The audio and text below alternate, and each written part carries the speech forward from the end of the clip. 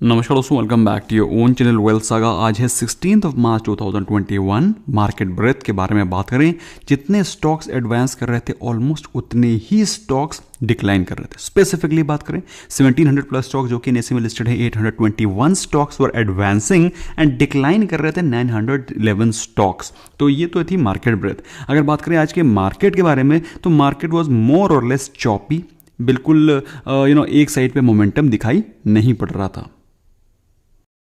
तो दोस्तों आज मॉर्निंग में slight amount of gap up opening हुई थी, लेकिन जैसा कि आपको मॉर्निंग अपडेट में बताया गया था कि अगर बहुत अच्छे गैप अप के साथ 15,000 के लेवल आपको टूटते हुए नहीं दिखाई पड़ेंगे तो फिर मार्केट वहां से रिसीड कर जाएगी एट द लोअर लेवल्स। आपको वही ऑलमोस्ट होता हुआ दिखाई पड़ा मार्केट में। बात करें निफ्टी बैंक की, तो निफ्टी बैंक ने आज काफ़ी अच्छी trading opportunities the both sides of the market, ऊपर और नीचे दोनों साइड। तो जिन लोगों ने, जो एक्सपर्ट ट्रेडर हैं, जिन्होंने अपने स्टॉप लॉसेस को थोड़ा सा डीप रखा, उनको आज अच्छी ट्रेडिंग अपॉर्चुनिटीज़ मिली। बात करें मिड कैप की, तो मिड कैप में थोड़ी सी बाइंग दिखाई पड़ी। बाकी ब्रॉडली मार्केट वाज मोर और लेस फ्लैट। कोई ज़्यादा खास मोमेंटम किसी एक साइड पर नहीं था।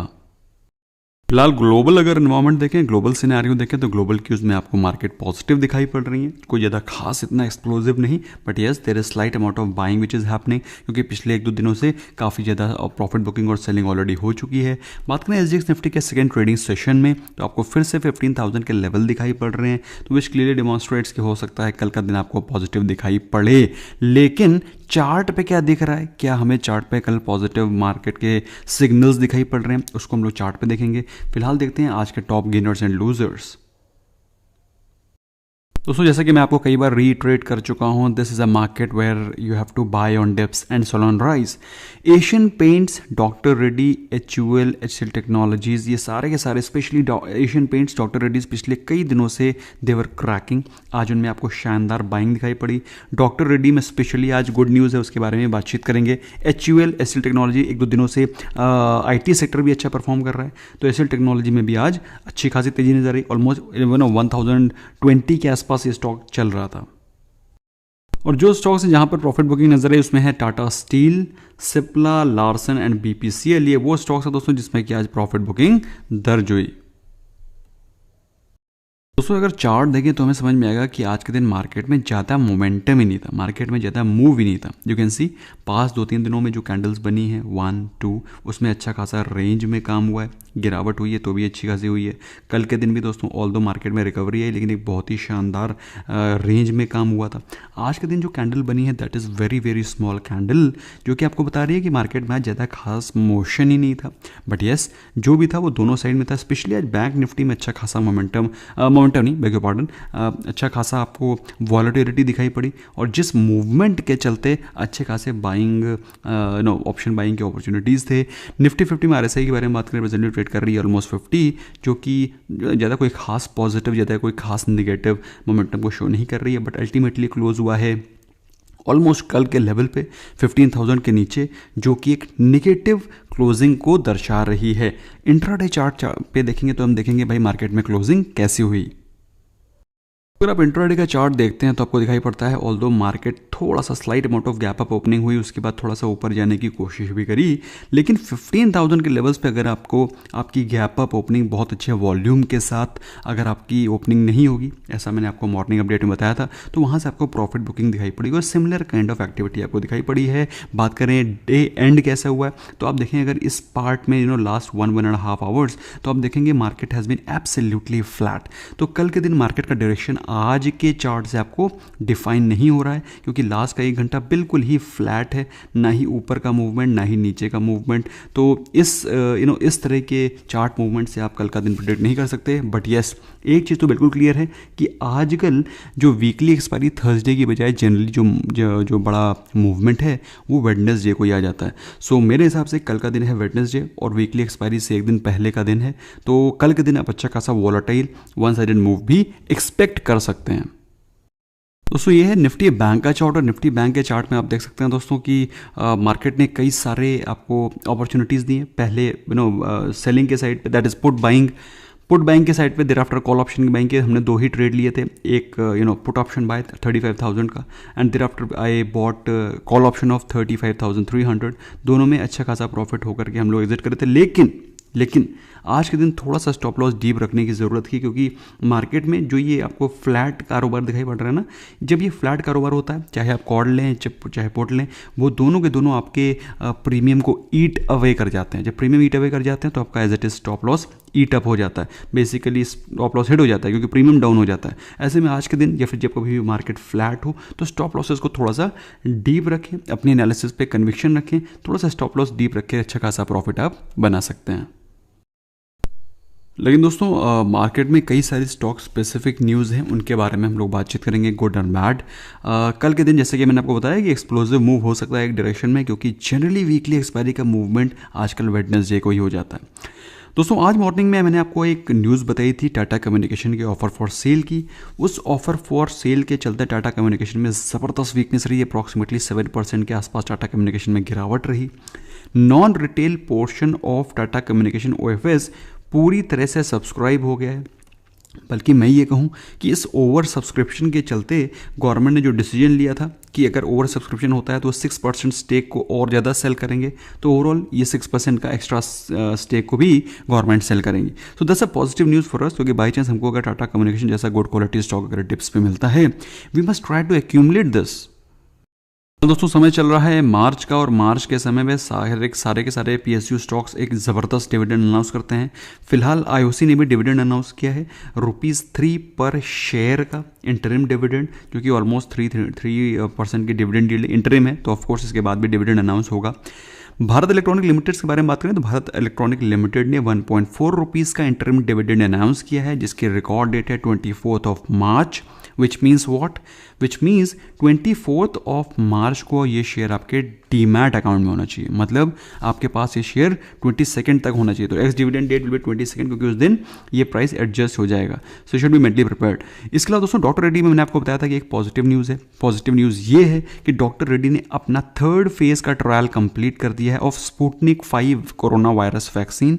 So this a positive news for doctor Reddy. थोड़ा सा पीछे हो गए, समय टाइमलाइन से थोड़ा सा पीछे हो गए, बट स्टिल देर है दुरुस्त है। फिलहाल 3rd फेज कंप्लीट हो गया है, बहुत ही जल्दी इसका यूज़फुलनेस पता चल जाएगा, कितनी इफेक्टिव है, इफेक्टिवनेस पता चल जाएगा। There after very soon they will launch it. दोस्तों पॉजिटिव न्यूज़ तो उन कंपनीज के लिए भी है जो टायर मैन्युफैक्चरिंग कंपनी है, क्योंकि कमोडिटी के प्राइसेस राइज हो रहे थे, तो कमोडिटी के प्राइस राइज होने के बाद उन्होंने ये तय किया है कि अपने प्राइस राइज, अपने जो रॉ मटेरियल की कॉस्ट है उसको कंज्यूमर को पास करेंगे। ऑल्दो देखा जाए तो ये न्यूज़ अच्छी नहीं है, it's not a good news as a customer. However अगर कंपनीज के बारे में बात करें, टायर कंपनीज के बारे में बात करें, तो न्यूज़ बेहतर है, क्योंकि अगर वो कॉस्ट बढ़ाएंगे नहीं तो फिर उनके मार्जिन्स, उनकी प्रॉफिट मार्जिन्स के ऊपर एक तगड़ा डेंट आ जाएगा। तो आज एक ऑयल मिनिस्ट्री की तरफ से एक बहुत ही सॉलिड एक इन्फॉर्मेशन आई कि ऑयल मिनिस्ट्री ने बोला है कि वो LNG लिक्विफाइड नेचुरल गैस को ट्रांसपोर्ट फ्यूल के लिए प्रायोरिटाइज कर रहे हैं। तो बेसिकली आने वाले समय में मेन ट्रांसपोर्ट फ्यूल आपको LNG ही दिखाई पड़ेगा। वैसे है तो LNG भी एक तरह से देखा जाए तो फॉसिल फ्यूल ही, बस बट थोड़ा सा फ़र्क ये है कि थोड़ा सा ज़्यादा सेफ नहीं बोलूँगा, क्लीनर फ्यूल है as compared to petrol and diesel. तो LNG वाले जो स्टॉक्स हैं उनमें पॉजिटिव न्यूज़ है। बात करें दोस्तों आरती ड्रग्स की, तो आरती ड्रग्स में 19 मार्च को बोर्ड बायबैक को डिसाइड करेगा, कंसिडर करेगा। मेरे हिसाब से बोर्ड डेफिनेटली इसको कंसिडर करेगा और बायबैक अनाउंस होगा। तो जिन लोगों के पास आरती ड्रग्स है उसको होल्ड करें, क्योंकि बायबैक की न्यूज़ के चलते आरती ड्रग्स में आपको पॉजिटिव मोमेंटम दिखाई पड़ सकता है। बात करते हैं दोस्तों IPO की जो पार्टी चल रही है, IPO की जो एकदम यूफोरिया चल रहा है उसके बारे में। तो इस समय IPO में पहला तो IPO आज जो लॉन्च हुआ है वो है कल्याण ज्वेलर्स का आज पहला दिन था IPO का। 60% के आसपास उसका सब्सक्रिप्शन हुआ है। Retail portion has been subscribe 1.10 times. कोई ज़्यादा खास प्रॉमिसिंग सब्सक्रिप्शन नहीं है। 100% अगर फर्स्ट डे नहीं होता है तो मुझे लगता है वो मतलब आजकल के नॉर्म के हिसाब से अंडर सब्सक्राइब्ड हुआ है, आजकल के नॉर्म जिस हिसाब से चल रहे हैं। अनुपम रसायन का आज 3rd डे था दोस्तों, और IPO सब्सक्राइब हुआ 44.06 टाइम्स, जो कि मेरे हिसाब से कोई ज़्यादा खास सब्सक्रिप्शन नहीं है। आजकल के ज़माने में दोस्तों अगर 100% के ऊपर 100 टाइम्स के टाइप अगर सब्सक्रिप्शन नहीं होता तो उसको अंडर सब्सक्राइब ही माना जाता है। फिलहाल 97 टाइम सब्सक्राइब किया रिटेलर्स ने, क्योंकि उनके पास ज़बरदस्त अपॉर्चुनिटी होती है इस समय अपने पैसे को भाई 90% का रिटर्न मिला था MTAR के IPO में। तो ऐसे में जिस भी आदमी को अगर अलॉटमेंट होता है, मेरे हिसाब से बहुत ही शानदार चीज़ है, आपको भी आईपीओ में एप्लीकेशन डालनी चाहिए। And more so it doesn't cost anything, कुछ ज़्यादा कोई पैसे नहीं है, there is hardly any charge. Demat account open free में हो रहे हैं। ऐसे में अगर आपको एक भी लॉट लग जाता है तो आपके अगले 10 साल की EMC निकल गई।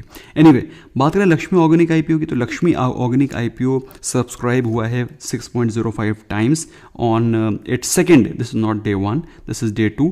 तो 6.05 टाइम्स सब्सक्राइब हुआ है ऑन इट्स डे 2, जो कि मेरे हिसाब से कोई ज़्यादा बहुत बड़ी बम्पर सब्सक्रिप्शन नहीं है, but as compare to others, अगर आप देखें दूसरों के कंपेरिजन में, तो फिर Lakshmi organic is still a preferred bet. अभी जो IPOs खुले हुए हैं उनमें से सबसे बेहतरीन बेट मुझे लक्ष्मी ऑर्गेनिक दिखाई पड़ रही है।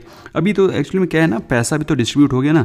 ऐसे सब्सक्रिप्शन कैसे हो, 6 तो IPO एक साथ आ रखे हैं। अब 6 IPO आ रखे हैं तो पैसा भी तो लिमिटेड ही है उतना लोगों के पास, तो डिस्ट्रीब्यूट हो गया है। दोस्तों, क्राफ्ट्समैन IPO का भी आज डेट हुआ था और उनका जो IPO सब्सक्राइब हुआ है वो सब्सक्राइब हुआ है 1.26 टाइम, जिसमें कि रिटेलर्स का पार्टिसिपेशन रहा है 2.11 टाइम्स। कहने का मतलब क्या है? कहने का मतलब ये है कि क्राफ्ट्समैन IPO काफ़ी ज़्यादा अंडर परफॉर्म कर रहा है। ऐसे में जो भी IPO इस समय चल रहे हैं, सबसे बेस्ट और सबसे प्रॉमिसिंग लक्ष्मी ऑर्गेनिक्स दिखाई पड़ रहा है। तो इसमें अप्लाई करना मत भूलें, मेरे हिसाब से इसमें एक अच्छी लिस्टिंग गेन आपको मिल सकता है। और दोस्तों, जैसा कि मैंने आपको बताया, जब कभी भी आप IPO में अप्लाई करें, apply from multiple demat accounts and each demat account should be linked with different pan card. Separate pan card के डीमैट अकाउंट्स होने चाहिए। और अगर अभी तक आपने अकाउंट्स नहीं खोले हैं तो free of cost account opening का लिंक डिस्क्रिप्शन में मैंने डाल रखे हैं, go and open right now. ज़्यादा नेगेटिव खास न्यूज़ थी नहीं। एक तो लॉकडाउन की रिलेटेड न्यूज़ बीच बीच में महाराष्ट्र की आती रहती है और रेगुलर बेसिस की बाई चांस अगर उसमें केसेस बढ़ते हैं तो लॉकडाउन के रिस्ट्रिक्शंस को बढ़ा दिया जाएगा, ऐसा वहाँ की गवर्नमेंट ने पहले भी बोला हुआ है। अच्छा, आज एक न्यूज़ थी कि ब्लू स्टार में HDFC म्यूचुअल फंड ने 2% का स्टेक सेल किया है ऑन 12 मार्च। तो ब्लू स्टार वैसे तो अच्छे क्वालिटी का स्टॉक है, और बात करें ब्लू स्टार के फंडामेंटल्स की, तो फंडामेंटल्स में भी कोई दिक्कत नहीं है। गर्मी का सीजन आने वाला है, इनके मार्जिन इंप्रूव होंगे। लेकिन HDFC म्यूचुअल फंड ने फिलहाल 2% का स्टेक सेल किया है, जो कि आपको पता होना चाहिए। फिलहाल इससे कोई ये मतलब नहीं निकालना चाहिए कि ब्लू स्टार का कोई फंडामेंटल खराब है, but overall you should be aware of this thing, आपको पता होनी चाहिए चीज़। ओके, इसके अलावा दोस्तों BHEL में थोड़ी सी स्लाइटली डेंट करने वाली, सेंटीमेंट डेंट करने वाली न्यूज़ ये है कि स्टेट फाइनेंस मिनिस्टर ने बोला है कि अभी तक फिलहाल BHEL के डाइवेस्टमेंट में कोई डिसीजन नहीं लिया गया। तो जिन लोगों ने BHEL को एज अ डाइवेस्टमेंट कैंडिडेट निवेश कर रखा है, उनके लिए थोड़ी सी निगेटिव न्यूज़ है। तो दोस्तों, आई होप आपको इस इवनिंग रैप में ऑलमोस्ट सारे के सारे मार्केट के पर्सपेक्टिव के बारे में सारी इन्फॉर्मेशन मिली होगी। अगर आई है तो स्मैश करें लाइक बटन, हमें भी इससे अच्छा लगता है कि हमारे वीडियो को आप लोग लाइक करते हैं। Thank you so much for giving a precious time. Bye bye for now.